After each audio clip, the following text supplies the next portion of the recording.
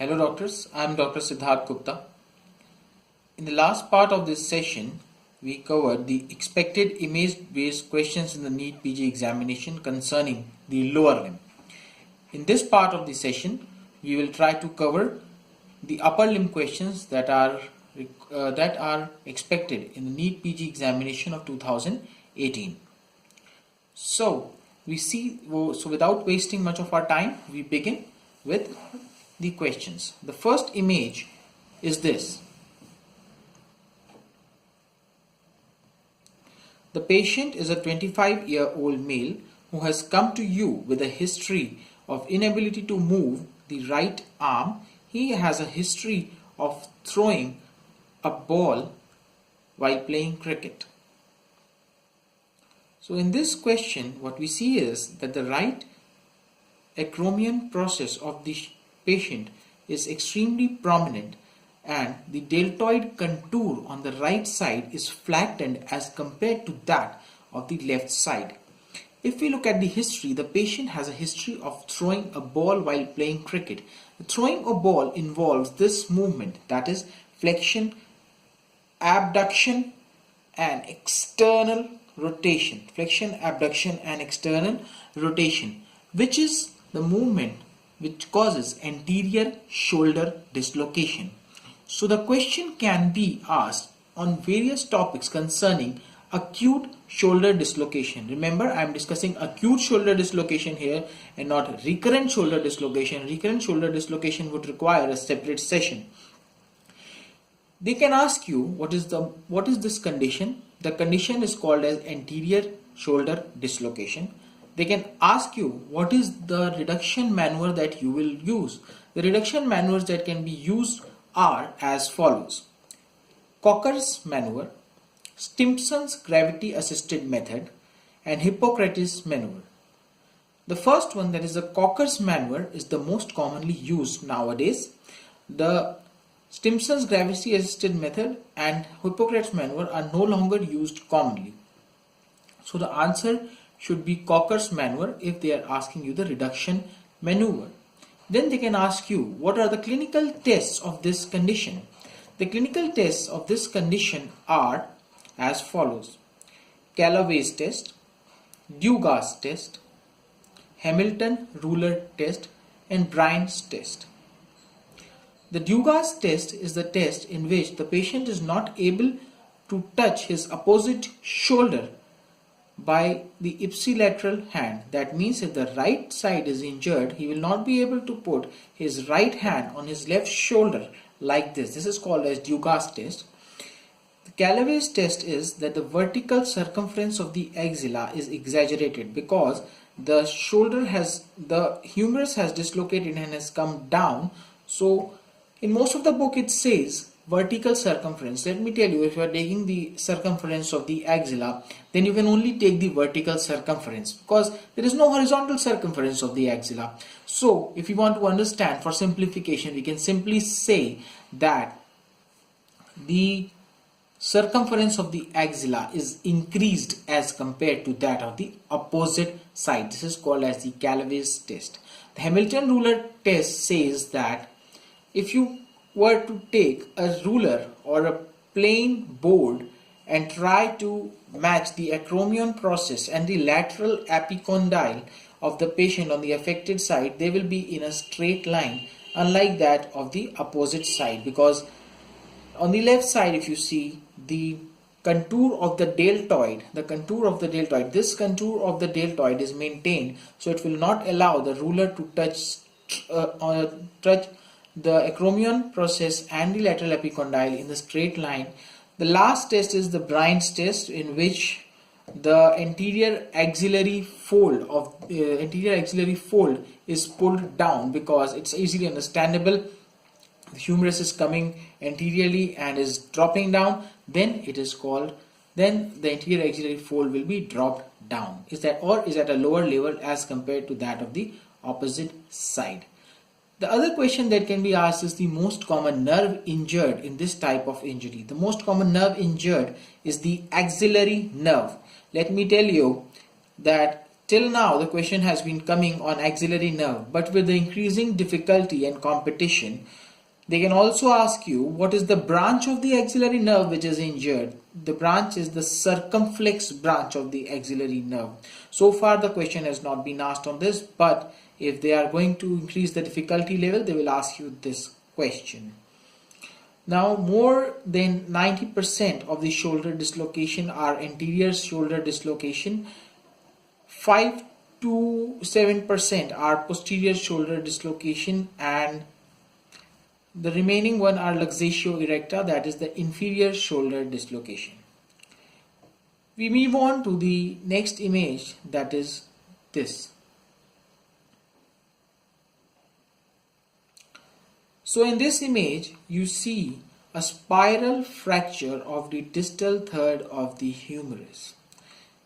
The first question that can be asked in this is, what is the most common nerve injured in this type of fracture? Remember, in any fracture shaft of humerus, the most commonly nerve injured is the radial nerve, and it is notorious for being injured in a distal third of the shaft of humerus because it is at this point that it pierces the lateral intermuscular septum, and it is at this point it is most stable or most immobile. So the chances of injury at this point becomes more at any other point, and this configuration of the humeral shaft fracture with a spiral type and injuring the radial nerve is called as the Holstein-Lewis fracture. In majority of the cases, the nature of injury of the radial nerve is neuropraxia in this case. So most of these cases recover spontaneously. You do not require open deduction, internal fixation or nerve exploration. What is all that is required is that you give a hanging cast, and a dynamic cock-up splint for radial nerve injury, and just wait and watch. If the nerve doesn't recover by 3 to 4 months, then we can go in for radial nerve exploration. So the treatment of choice would be a hanging cast with a dynamic cock-up splint. Let us move on to the third image.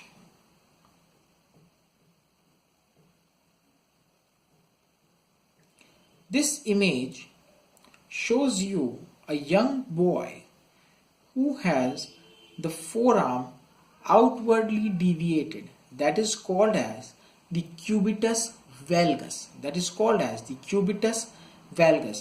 As in the last video, we discussed that valgus is lateral deviation. Why? Because valgus has got L in it. L stands for lateral. So cubitus valgus means lateral deviation of the forearm or lateral deviation at the elbow. The questions that can be asked on these images are, which kind of fracture leads to such a deformity? That is the lateral condyle fracture of the humerus. The age of lateral condyle fracture humerus is 5 to 15 years. 5 to 15 years. What is the complication with this kind of deformity? The complication is that when there is outward deviation of the forearm and there is a progression in this deformity, what it causes is that it causes the stretching of the ulnar nerve which passes through the medial epicondylar groove, the retroepicondylar groove on the medial side. So the ulnar nerve is gradually stretched and it leads to tardy ulnar nerve palsy. The treatment for tardy ulnar nerve palsy is anterior transposition of the ulnar nerve. Since we are discussing cubitus valgus, we will quickly discuss cubitus varus also. Cubitus varus is caused by malunion of the fracture supracondylar humerus. We talked in the last video that any metaphyseal fracture will go into malunion. Here in supracondylar fracture, the deformity due to malunion is cubitus varus, where the forearm is medially or inwardly deviated, and the most common nerve injured is anterior interosseous nerve, which in turn is a branch of the radial, the median nerve. Anterior interosseous nerve is a branch of the median nerve. The fourth image in this case is this, in this video is this. That is, it is showing you a test and they can ask you which condition is being tested in this test.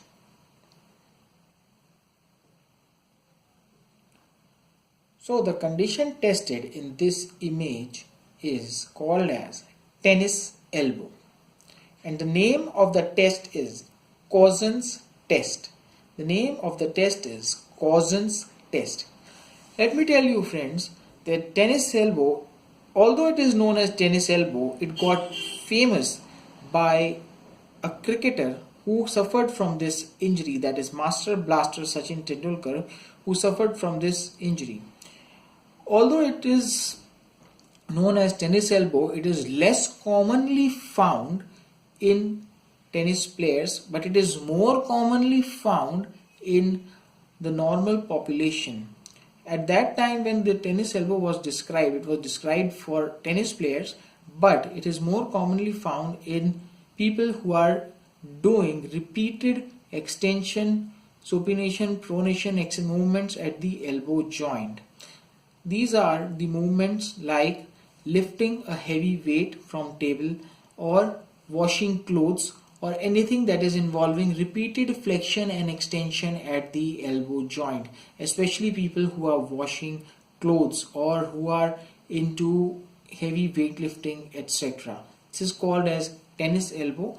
The diagnostic test is Cousins test. The diagnosis is clinical most of the time, and they can also ask you which muscle is involved in this. So if they are asking you which muscle is involved, if they are asking you specifically which extensor is involved, then the answer will be extensor carpi radialis brevis or ECRB.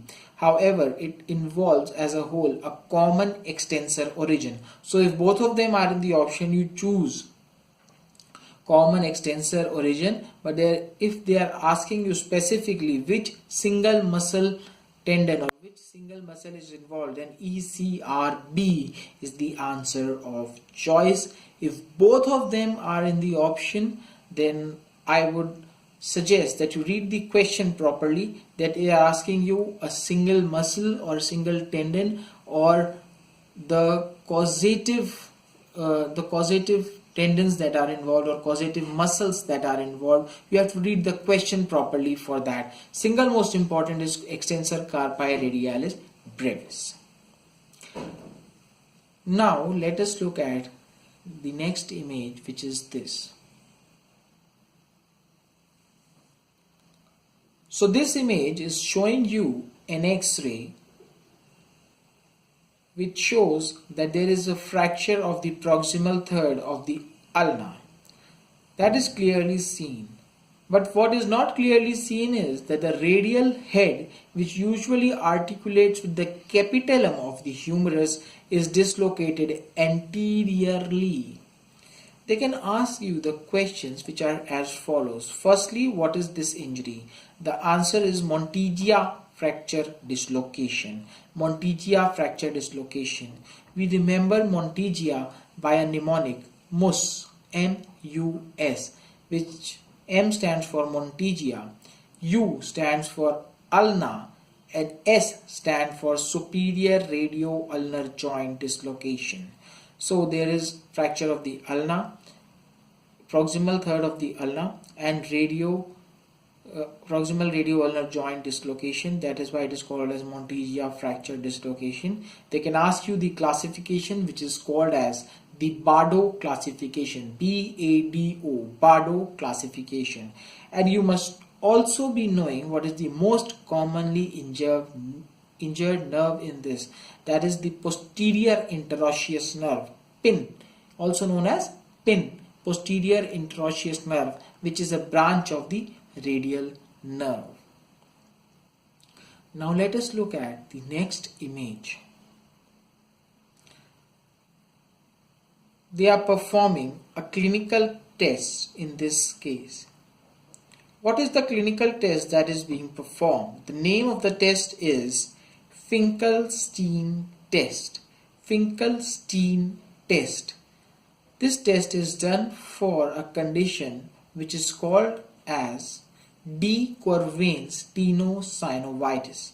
This test is done for a condition which is called as the de Quervain's tenosynovitis. This is a stenosing tenosynovitis which is involving abductor pollicis longus and extensor pollicis brevis.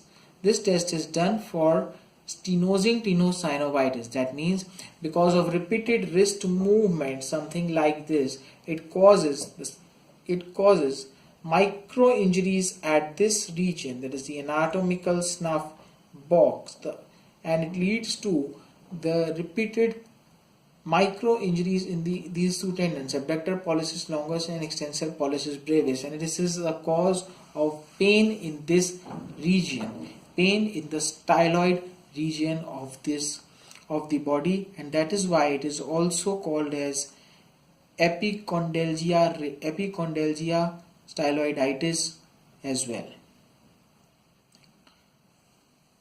We can ask you the treatment of choice in this case. The latest treatment of choice in this case is injection of protein rich plasma, that is PRP. I mean platelet rich plasma, not protein, platelet rich plasma, or sometimes autologous blood as well. But in the initial cases when the pain is not that much, the treatment of choice is physiotherapy, that is laser therapy, ultrasonic therapy and analgesics. The final or the best treatment of choice is injection of PRP, that is platelet rich plasma, which is made by centrifugation of the blood. Surgery is also indicated, but 80% of the cases are successful by this surgery, in which you release the tendon sheath. However, the surgeries are not performed as often as the injection of PRP. Let us look at this test which is being performed in this image.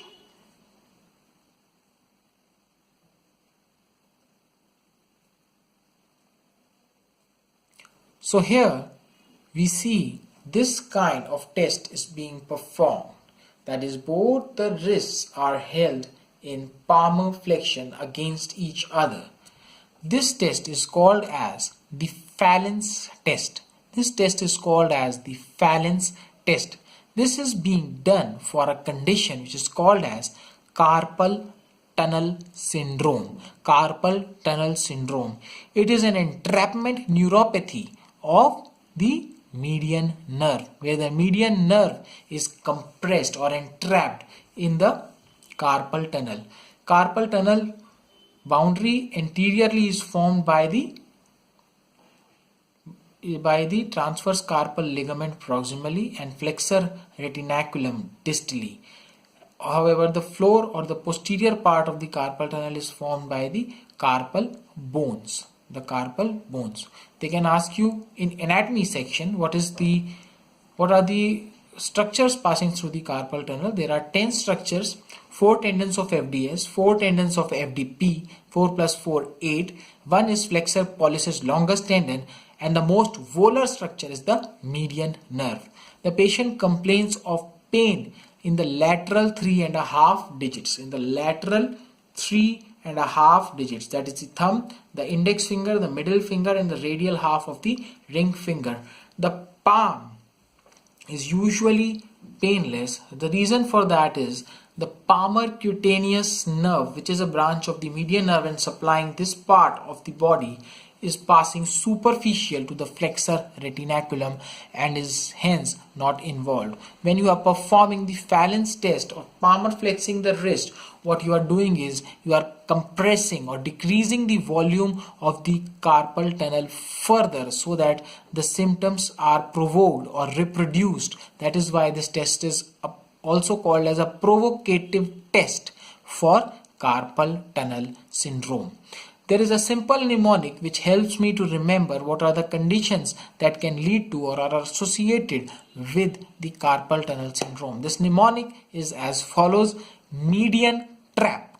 Median trap. M stands for myxedema. Myxedema, I mean hypothyroidism. E is for edema or anasarca, generalized body swelling. D is diabetes mellitus. I is idiopathic. A is acromegaly. N is neoplastic condition.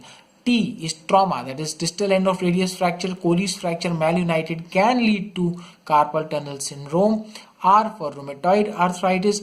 A for amyloidosis. Remember, the first A was of acromegaly and the next A is for amyloidosis. P is for pregnancy. So these are the conditions which can be asked in upper limb image section of the NEET PG postgraduate examination. All the best. I hope this video was useful for you. For any further clarification, you can mail me on this mail. You can also WhatsApp me on this number. I hope this video was useful for you, and wait for the next video. And suggestions are always welcome. If you want me to discuss any particular topic pertaining to orthopedics or related subjects, then I'll be the most happy person to discuss it with you. Thank you.